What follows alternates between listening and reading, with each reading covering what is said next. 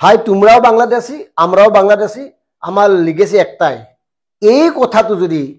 বিজেপিক বাদ দি অন্য কোনো রাজনৈতিক দলৰ কোনো নেতাই ক'লেহেঁতেন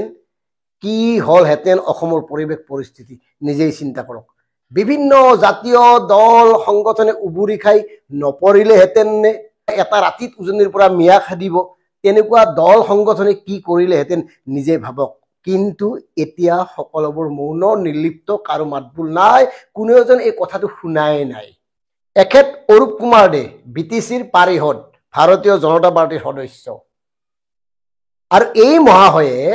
ইফতাৰ পাৰ্টিত অৰ্থাৎ কোকৰাঝাৰৰ মুক্তাপুৰত অনুষ্ঠিত এটা ইফতাৰ পাৰ্টিত অংশগ্ৰহণ কৰিবলৈ গৈ ইছলাম ধৰ্মী লোকসকলৰ সন্মুখত বাঙালীত বক্তৃতা প্ৰদান কৰি এই কথাবোৰ কয় সবাই তোমরাও বাংলাদেশি আমরাও বাংলাদেশি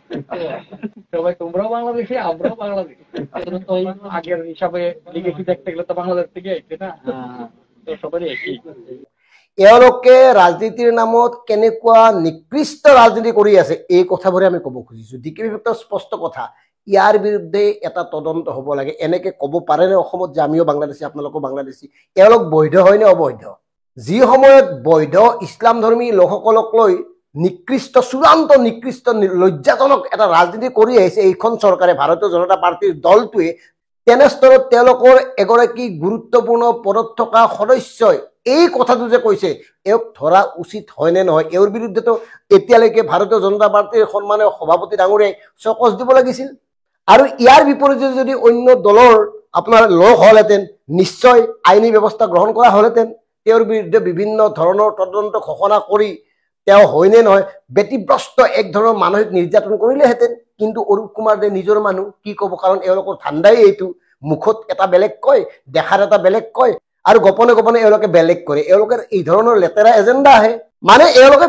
ভিতৰি এটা ডাঙৰ গেম খেলি আছে বিশেষকৈ যিসকল বাঙালী লোক আছে ভাৰতীয় জনতা পাৰ্টিত তেওঁলোকৰ অংকটো ইয়াৰ পৰা স্পষ্ট হয় তেওঁলোকে যোনে যিমান ভাল কথা নকওক যিমান অসমীয়া নেদেখুৱাওক ভিতৰি তেওঁলোকৰ মতলবটো কিন্তু এই তোমৰাও বাংলাদেশী আমরাও বাংলাদেশী গতিকে আমি লগ হৈ জয় বাংলা ক'ব লাগে এনেকুৱা এটা সমীকৰণ কৰিয়ে এওঁলোকে এতিয়া ৰাজনীতি কৰি আহিছে আৰু সেইবাবেই আমাৰ অসমৰ কথা কোৱা মাটিৰ কথা কোৱা জাতিৰ কথা কোৱা ভেটিৰ কথা কোৱা মাননীয় ডক্টৰ হিমন্ত বিশ্ব শৰ্মা ডাঙৰীয়া তথা দিলীপ শইকীয়া ডাঙৰীয়া সভাপতি মহোদয় আপোনালোকে ব্যৱস্থা গ্ৰহণ কৰক কিয় ক'ব কিয় তেনেকে ক'ব কিহৰ স্বাৰ্থত ক'ব ভোটৰ বাবে নে কি কিহৰ কাৰণে ক'ব তোমৰা বাংলাদেশী আমাৰ বাংলাদেশী আমাৰ লিগিছে একেটাই কেনেকে হ'ব এই কথাটো যদি তেওঁলোক বাংলাদেশী যদি বাংলাদেশী এগৰাকী অসমৰ এই গুৰুত্বপূৰ্ণ পদত অধিষ্ঠিত হ'ব পাৰে তেতিয়াহ'লে অনাগত সময়ত কাখন গৃহীত হোৱাৰ পিছত কি হ'ব পাৰে যেনেকৈ গৃহীত হৈছে এই কথাবোৰ চিন্তা কৰক বাংলা সাহিত্যবাদৰ হৈছেই এটা ভয়ংকৰ ভৱিষ্যতৰ দিশে আগবাঢ়ি আছে বৃহত্তৰ অসম আৰু অসমীয়া অৰূপ কুমাৰ দে এটা সামান্য উদাহৰণহে অৰূপ কুমাৰ দেৰ দৰে একাধিক লোক ৰাজনৈতিকভাৱে আপোনাৰ সক্ৰিয় লোক ভাৰতীয় জনতা পাৰ্টিত আছে যিসকলে তলে সকলো বৈধ অবৈধ বাঙালীক একগোট কৰাৰ এটা মানে সমীকৰণ কৰি আহিছে অনুশীলন চলাই আহিছে আমি ইমান দিন কোৱা নাছিলো ভাবিছিলো হয়তো কিবা ব্যৱস্থা গ্ৰহণ কৰিব তেওঁক চকচ দিব কিন্তু সব নিতাল সব মৌন জাতীয় দল সংগঠন কোনেওজন এই কথাবোৰ শুনাই নাই আৰু সেইবাবে ডিকেবি ভেক্টে এই পুৰণা কেইদিনমান পুৰণা ভিডিঅ'টো আপোনালোকক দেখুৱাইছো যে বুজক আচলতে কি হৈ আছে মানে সব মিলি গৈছে কেৱল মালটো লাগে কেৱল মানে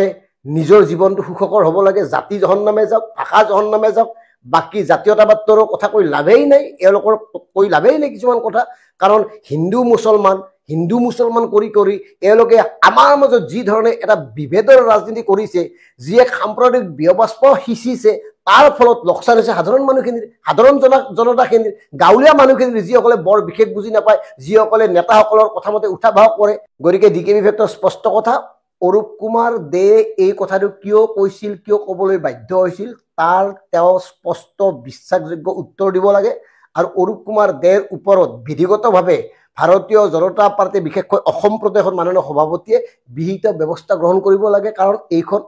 অসমত অসমীয়াগিৰি চলিব ইয়াত এই ধৰণৰ নিকৃষ্ট ৰাজনীতিক ঠাই দিয়া নহয় অসমীয়াই এই বস্তুবোৰ নিবিচাৰে ভাল নাপায় গতিকে মাননীয় দিলীপ শইকীয়া ডাঙৰীয়া ইয়াৰ বিৰুদ্ধে এটা ব্যৱস্থা গ্ৰহণ কৰক কাৰণ এই অৰূপ কুমাৰ দে বিভিন্ন সময়ত আমাৰ অসমীয়া সমাজখনত সাংস্কৃতিক অনুষ্ঠান পাতি থাকে দিল্লী বম্বেৰ পৰা আৰ্টিষ্ট আনে কুমাৰ চানু জাতীয় গায়কবোৰ আনে মানে ভালে সাংস্কৃতিকভাৱে তো বিৰাট সাংঘাতিক শক্তিশালী এজন মানে উদ্যোক্তা কিন্তু যদি ভিতৰে ভিতৰে এওঁলোকৰ আচল ধান্দাটো এনেকুৱা হয় গতিকে এই কথাটো চিন্তা কৰক ধন্যবাদ